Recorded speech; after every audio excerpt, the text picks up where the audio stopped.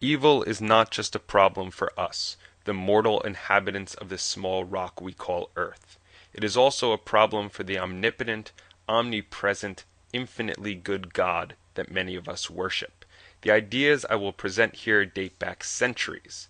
The war between philosophy and theism has had many battles, but the problem of evil is one hurdle theism has yet to surmount.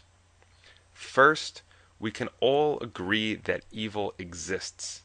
Though exactly what constitutes evil is open for debate, we should all be able to agree that a world which contains war, genocide, the Crusades, the Inquisition, the Holocaust, murder, terror, disease, pandemics, and suffering must contain evil. The problem is, why does evil exist?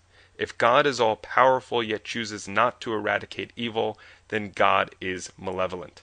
If God wants to eradicate evil but cannot, then God is impotent. And if God neither wants to eradicate evil nor is able to, why call God God? Essentially, it is logically impossible for an all-good, all-powerful God to exist. And while this doesn't disprove the existence of God, it does force us to rethink our definition of God. Either God must not be all-good, or God must not be all-powerful. Now, it doesn't matter if God created a perfect world or not. It doesn't matter if evil is the result of some chick eating an apple in a mystical garden 6,000 years ago. All that matters is that evil exists in the world here and now. So what are the theists' defense to such a problem? The first is that God could not have created a world without evil. Somehow good requires evil, and therefore without evil in the world, there would also be no good. This argument fails for a number of reasons. 1. Good and evil can be seen as distinct properties of objects and actions. Removing all the evil from the world would not also remove all the good. This is like saying if you made all the murderers not exist, you would also have to make all the Boy Scouts that help old ladies cross the street not exist. 2. Heaven is an example of a place with no evil.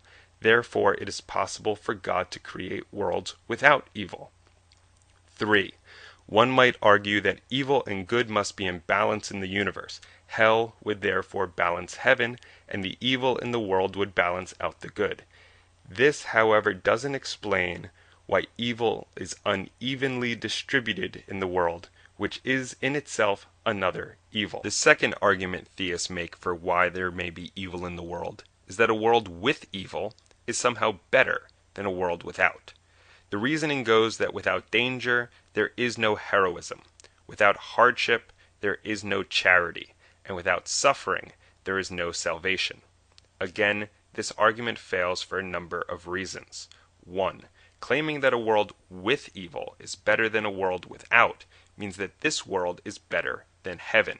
If this is so, then isn't God punishing us by sending us to heaven rather than reincarnating us? 2. If God created us, then God created us with the need for suffering to achieve salvation. Either he was evil to do as much, or his powers do not extend to the natures of good and evil, meaning he is not omnipotent. 3. There are many evils in the world that are without effects whatsoever, and therefore serve no greater good. Such evils would not be explained by this reasoning. The third argument theists make for why there may be evil in the world is that evil is simply an absence of God, just as dark is an absence of light. However, if evil is an absence of God, then God cannot be omnipresent. Assuming God can be omnipotent, but not omnipresent, then evil can occur wherever God isn't around to stop it. The obvious question then is, why doesn't God go there? One can also assume that God is not omniscient, and therefore God doesn't know to go where the evil is occurring. But while God stays in one place, he is being evil to those around him who he chooses to let suffer. That being said, it seems ridiculous that one could be omnipotent and yet be unable to know everything or be everywhere. The fourth and final argument theists make for why there may be evil in the world is free will. If God created us with the ability to choose for ourselves, then any evil we cause is not of God's doing. God is off the hook. I'm sure you see this coming, but once again this argument fails miserably for many reasons. 1. If God is all-knowing, then God should have known what we would choose to do with our free will. Therefore, God must have known evil choices would be made. Therefore, God could be held in part responsible for the evil of the world. For example, if I create a robot with the potential to destroy my lab, when that robot does destroy the lab, do we blame only the robot, or do I share in the blame? 2. One may argue that free will is itself such a great good that it more than compensates for all the evil we choose to do with it. This is similar to the failed argument presented earlier that a world with evil is better than a world without. 3. There is no reason God could not have given us the ability to make choices, but always err on the side of good. Consider heaven, where everyone always does the good alternative. Either we lose our free will in heaven, or free will can be had without ever doing evil. If we lose our free will in heaven, then again, heaven must be a worse place than earth. 4. Free will is itself a cop-out. It postulates that our decisions are somehow detached from the causal chains of the universe, that somehow our decisions are of supernatural origin. However, modern cognitive neuroscience has shown that decisions are purely the result of neural activity coursing through the circuitry of our brains. Thus, if God created us and God designed our brains, then our choosing to do evil things is a result of God's design. 5.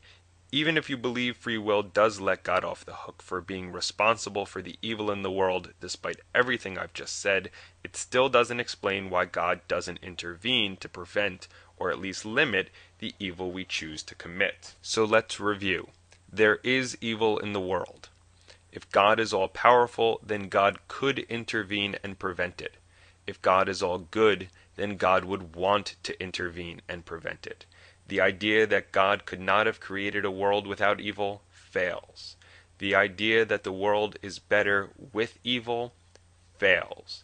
The idea that evil is a lack of God's presence fails. And the idea that free will lets God off the hook fails. So in the end, we are left with the logical fact that if an omnipotent God does exist, God must be responsible for the evil in the world. And therefore God is either not all good or not all powerful.